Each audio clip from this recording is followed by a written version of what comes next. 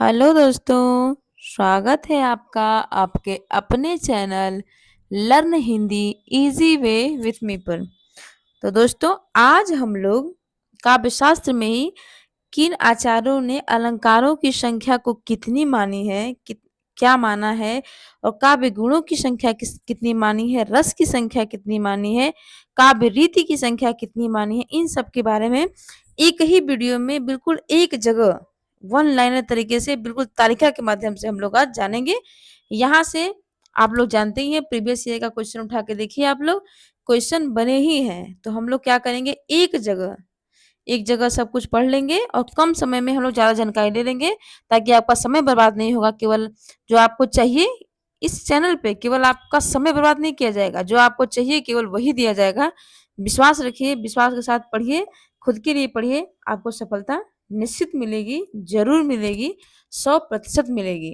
और जब आप एग्जाम दे के आएंगे, तब आप एक बार जरूर मेरे इसी चैनल पे आके कमेंट बॉक्स में कमेंट जरूर कहेंगे कि मैम आपने जो बताया उसमें से बहुत सारे क्वेश्चन फंसे।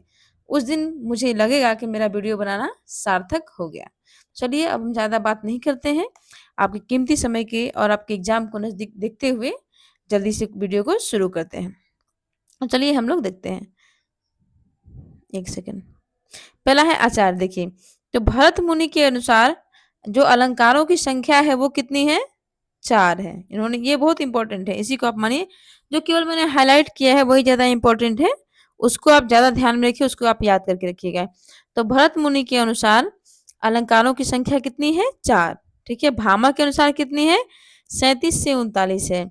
दंडी के अनुसार कितनी है? 35। उद्भट के अनुसार कितनी है? 40 प्लस। इन्होंने कितने अलंकार माने हैं? 40 प्लस माने हैं। वामन ने 33 माने हैं। रुद्रट ने 52 माने हैं। कुंतक ने कितने माने हैं? 13। कुंतक जी ने कितने माने हैं? 13। भोजराज ने कितने माने हैं? 72। मम्मट ने 67। तो यहाँ से ज्यादा इंपॉर्टेंट नहीं, यहाँ ज्यादा क्वेश्चन नहीं बनेंगे। आप जो इंपॉर्टेंट है केवल उन्हीं को जान लीजिए। जैसे पंडित जगन्नाथ जी हैं, ये इंपॉर्टेंट है। इन्होंने अलंकारों की संख्या कितनी मानी है? 161। विश्वनाथ ने कितनी मानी है? 88। अभय दीक्षित ने कितनी मानी है? 124। और वेद व्यास यानी अग्नि पुराण में अलंकारों की संख्या कितनी मानी गई है? कितनी मानी गई है? 16। ये इंपॉर्टेंट है। कुंतक ने कितनी मानी है? 13। उद्भट ने कितनी मानी है? 40 प्लस। भामह ने कितनी मानी है? 37 से 39। और भरत मुनि का तो आप स्टार लगा के याद कर लीजिए। भरत मुनि ने कितनी मानी है? तो 4 मानी है। ये आपको याद रखना है।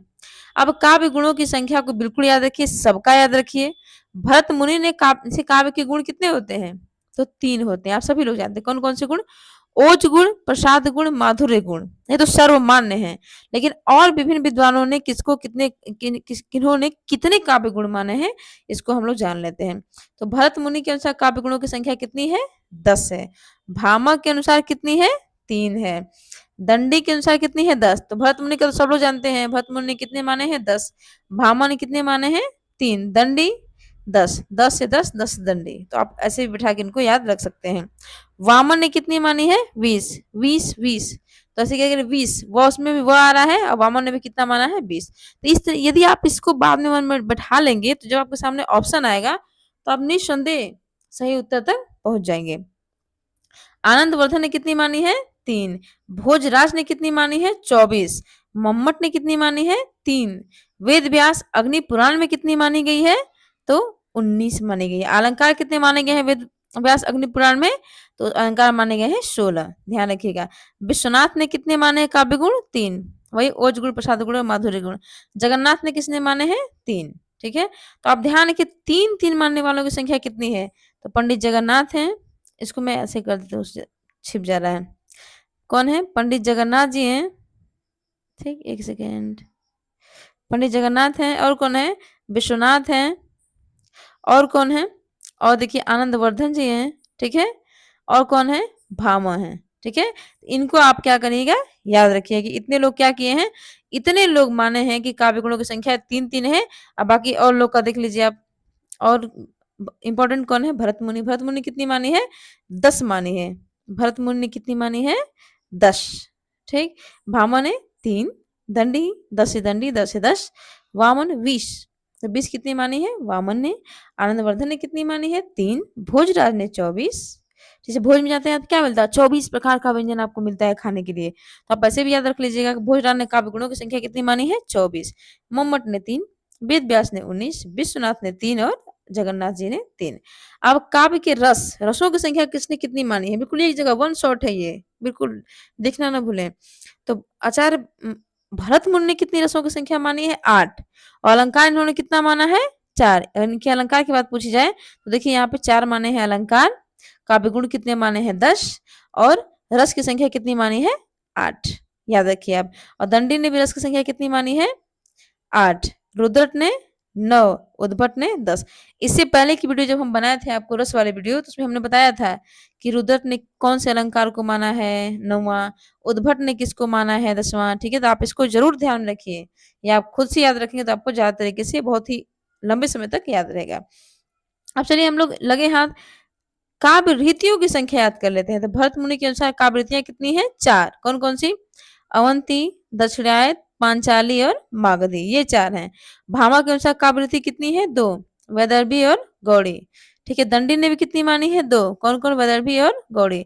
वामन ने कितनी मानी है, वैदर्भी, गौड़ी और पंचाली, यही 3 मान्य भी है। ठीक है, इसको आप ध्यान रखिएगा।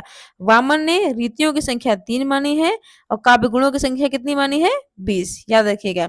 रुद्र ने कितनी मानी है, 4। कौन कौन सी, वैदर्भी, गौड़ी, लाटी। देखिए, वैदर्भी, गौड़ी, लाटी, पांचाली, इन्होंने समास को आधार बनाकर रीति का वर्गीकरण किया है। अब देखिए वेरी इंपॉर्टेंट, ये हो गया कि नहीं, सबसे अलग हो गया। तो आपको याद कर रखना है, ऐसे कौन से आचार्य हैं जिन्होंने रीतियों काव्य रीतियों का विभाजन समास को आधार बनाकर किया है।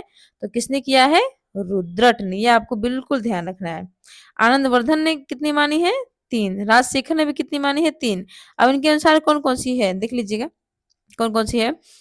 वैदर्भी, मागधी, पांचालिका, मतलब लक्षभूमि को इन्होंने वैदर्भी कहा है। कुंतक ने किसको माना है, सुकुमार, विचित्र और मध्यम। यानी सुकुमार को ये वैदर्भी कहते हैं, विचित्र को ये गौड़ी कहते हैं और मध्यम को ये क्या कहते हैं, पांचाली कहते हैं। एक सेकेंड, ठीक है, देखते रहिए फिर। तो हमको इसको ऊपर कर देते हैं, आपको सामने बार बार आ रहा है। तो फिर देखिए क्या हम लोग कहाँ पे थे, आनंदवर्धन ने कितनी मानी है, 3। असमासा, अल्प समासा और दीर्घ समासा, ये किसने माना है, आनंदवर्धन ने। जो थोड़ा अलग ढंग का हो उसको आप जरूर याद रखिए। कुंतक ने कितनी मानी है, 3। कौन कौन सी, सुकुमार, विचित्र और मध्यम। सुकुमार को ये वैदर्भी कहते हैं, विचित्र को ये गौड़ी कहते हैं और मध्यम को ये क्या कहते हैं, पांचाली कहते हैं। अब भोजराज के बारे में देखिए, भोजराज ने काव्य रीतियों की संख्या कितनी मानी है, तो 6 मानी है। कौन कौन सी, वैदर्भी, गौड़ी, पंचाली, लाटी, अवंतिका और मागधी, ये 6 मानी है किसने, भोजराज ने। देखिए इनका सबसे अलग मत है, तो इसको भी हम लोग बिल्कुल ध्यान में रखेंगे। मम्मट ने कितनी मानी है, 3। उपनागरिका, परुपा और कोमला। ठीक है, बिल्कुल ध्यान है कि छोटी सी वीडियो है, 10 से 12 मिनट की वीडियो हो सकती है, उससे अधिक नहीं होगी। 10-12 मिनट में किसी भी एग्जाम में आपकी 1-2 क्वेश्चन फंस जाना सिंपल बात नहीं है, बहुत बड़ी बात है। इसलिए आप जरूर ध्यान देकर पढ़िए, बार बार मैं रिक्वेस्ट कर रही हूँ, खुद के लिए पढ़िए, जरूर पढ़िए। अगला है विश्वनाथ। विश्वनाथ ने कितनी मानी है, 4। कौन कौन सी, वैदर्भी, गौड़ी, पांचाली और लाटी। अब देखिए विश्वनाथ जी कितने प्रसिद्ध हैं, आचार्य विश्वनाथ। तो आपको तीनों, ये तो तीनों याद होगी सबको ही, वैदर्भी, गौड़ी, पांचाली, एक और जोड़ देना है, लाटी। ठीक है, तो कौन हो जाएंगे, विश्वनाथ। ठीक है, ऐसे ऐसे याद करके रख लीजिएगा आप लोग। अब मम्मट का भी याद रखिए। और देखिए इंपॉर्टेंट इनका उपनागरिका, परुपा और कोमला, ये भी इंपॉर्टेंट, इनको भी याद रखिए, 3 है। भोजराज को बिल्कुल याद रखिए क्योंकि इनका सबसे अधिक संख्या है, 6 मान लिए इन्होंने। और उसके बाद कुंतक का भी याद रखिए क्योंकि इन्होंने सुकुमार, विचित्र और मध्यम मान लिया है अलग अलग। इस वीडियो को जरूर देखिए, 2 से 3 बार देखिए और धीरे धीरे करके आपको याद हो जाएगा। वीडियो देखने के लिए धन्यवाद। प्लीज वीडियो को लाइक करें, शेयर करें, सब्सक्राइब करें, प्लीज प्लीज प्लीज। धन्यवाद।